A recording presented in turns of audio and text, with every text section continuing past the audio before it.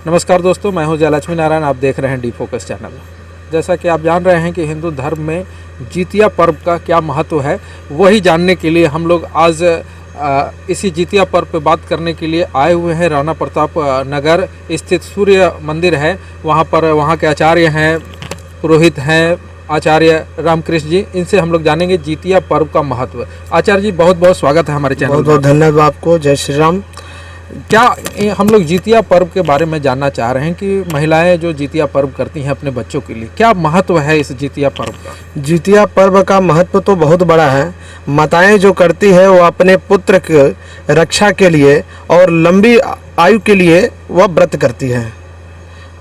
क्या करने का विधि क्या है इस जितिया पर्व को करने का? तमाम, जैसे कि हमारे बिहार में, झारखंड में, उत्तर प्रदेश में, मध्य प्रदेश में ये जितिया का हम लोग देखते हैं कि बहुत ज़्यादा महत्व है। बंगाल में भी है, लोग अलग अलग विधि से करते हैं। तो क्या महत्व है इसका? जितिया का महत्व बहुत बड़ा है और क्षेत्र के हिसाब से सब अलग अलग अपने कार्य करते हैं। ये जितिया का व्रत जो है ये आश्विन मास के कृष्ण पक्ष 7वीं तिथि से शुरू होता है, जो कि ये 9वीं तिथि को समाप्ति होता है पारण के बाद।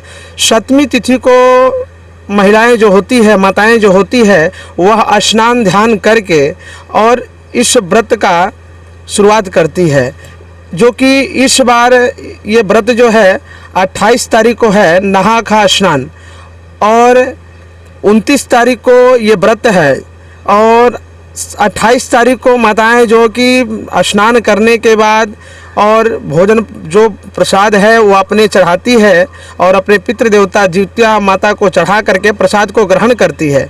और उसके बाद रात्रि में प्रातःकाल में उठ करके वह प्रसाद को ग्रहण करके और अष्टमी तिथि को निर्जला बिना जल को ग्रहण किए हुए व्रत करती है अपने पुत्र की रक्षा के लिए। अच्छा, हम लोग ये जानना चाहेंगे आचार्य जी आपसे कि ये जितिया पर्व में किस भगवान की पूजा होती है? लोग में संशय रहता है, जानना चाहते हैं लोग, हम लोग से पूछते भी हैं कि जो लोग इस पर्व को नहीं जानते हैं, दूसरे प्रदेश के लोग, वो जानना चाहते हैं कि जितिया पर्व में किस भगवान की पूजा होती है? जितिया पर्व में जो है वह जामुंत वाहन नामक राजा जो है उनका पूजन होता है और गरुड़ महाराज का पूजन होता है, विष्णु भगवान का पूजन किया जाता है। क्या कथा इससे जुड़ी हुई है, वो अगर कुछ बता पाएं तो हमारे दर्शकों को। देखिए, कथाएं में ये जो है यह सतयुग का कथा है। जब सतयुग के बाद जब कलयुग का आरंभ हुआ तो किसी भी माताएं जो है आपस में सलाह की बैठक किया कि माता जो है वह जीवित रहती है और उनका पुत्र जो है उनका मृत्यु हो जाता है, तो वह हमारे बच्चे दयालु कैसे हैं, वो ज़्यादा दिन तक जीवित कैसे रहें। और इस चीज़ के लेकर उन्होंने आपस में बैठक किया, निर्णय लिया, पर उन्होंने कुछ इसका विकल्प नहीं निकाल पाया। तो फिर उन्होंने एक धर्मवेद बैठक किया और सूत जी महाराज के पास गया और सूत जी से प्रश्न किया। तो सूत जी ने उन्होंने को बताया कि एक जामुंत वाहन नामक राजन थे जो कि सत्य बोलते थे, सत्य चरण पे चलते थे, और वह एक दिन अपने स्त्री के साथ अपने ससुराल गए थे। तो वहाँ पे एक बूढ़ी माता जो थी, उनका पुत्र को गरुड़ आकर खा गए थे और वह अपने पुत्र को विलोप में रुदन कर रही थी। राजन रुदन को सुनकर उस बूढ़ी माता के पास गए और जाकर बोले कि माता, आपका पुत्र जो है कैसे मरा है।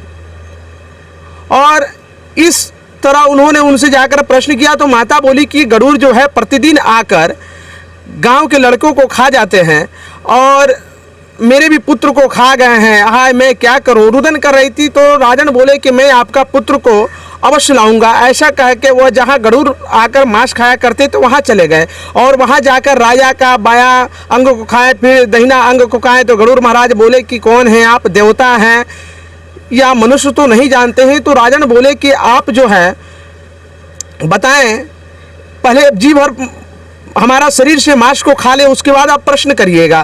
तो गरुड़ महाराज रुक गए और उन्होंने बोले कि आप अपना नामकरण बताएं। तो राजन बताएं कि मैं जामुंत वाहन नामक राजा हूँ, मेरे माता जो है वह सत्य बोलने वाले, पिता सत्य बोलने वाले हैं। और इस तरह सुनने के बाद उन्होंने उनका वचन को सुनकर बहुत प्रसन्न हुए और वरदान दिए। और वरदान देने के बाद उन्होंने सभी बच्चाओं को जो है अमृत लाकर छिड़क कर नागलोक से सभी को जीवित कर दिए। और उस समय से उन्होंने वरदान किया कि जो भी माताएं अपनी बालक को रक्षा करना चाहती है, वह अगर 7वीं तिथि को स्नान ध्यान करके और अष्टमी तिथि को पारण निर्जला करके 9वीं को जो पारण करेगा, जो जामुन वाहन नामक व्रत को करेगा, उसका पुत्र जो हो दयालु होंगे, कल्याणकारी होंगे। तभी से ये व्रत किया जाता है। अच्छा, हम लोग एक चीज़ और जानना चाहेंगे आचार्य जी आपसे कि बहुत सारे दंत कथाएं जुड़ी हुई हैं कि अगर महिलाएं जो उपवास करती हैं उसके क्रम में अगर किन्हीं ने पानी पी लिया तो ये बनना, अगले जीवन में आपको ये बनना पड़ेगा। ये क्या है इसके पीछे? नहीं, देखिए इस कथा में तो आपका ये चीज़ नहीं है और ये चीज़ है भी, पर लोगों में अपना भावना है। और निर्जला इस व्रत को ही बाला गया। निर्जला का मतलब जल ग्रहण नहीं करना है, समझे ना। तो अगर जल ग्रहण कर लेते हैं तो व्रत तो आपका टूट ही गया, फिर कोई फायदा नहीं हुआ। तो क्या आप लोगों को, वैसी माताएं जो इस व्रत को करती आ रही हैं, क्या अपनी तरफ से आप अपनी राय देना चाहेंगे जो व्रत को सही रूप से कर पाए? राय ये देना चाहेंगे कि आप जो व्रत जो है नियम से, भक्ति भाव से, श्रद्धा से करें और जो दिया हुआ उसका पालन करें, जैसे आप करते आ रहे उस तरह करें। देखा, ये हमारे साथ थे सूर्य मंदिर के आचार्य रामकृष्ण जी। इन्होंने बताया है कि ये जितिया पर्व का महत्व और सारी इनसे जुड़ी हुई जितनी भी कथाएं थी, जो बातें थी, उन पर प्रकाश डाला।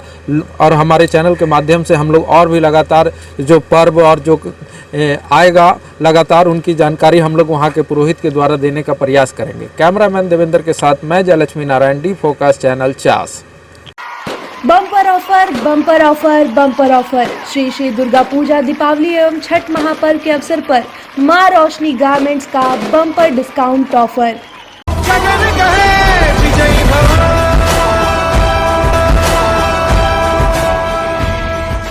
Sponsor by Shiv Shakti hospital and research centre, ITI मोड़ 50।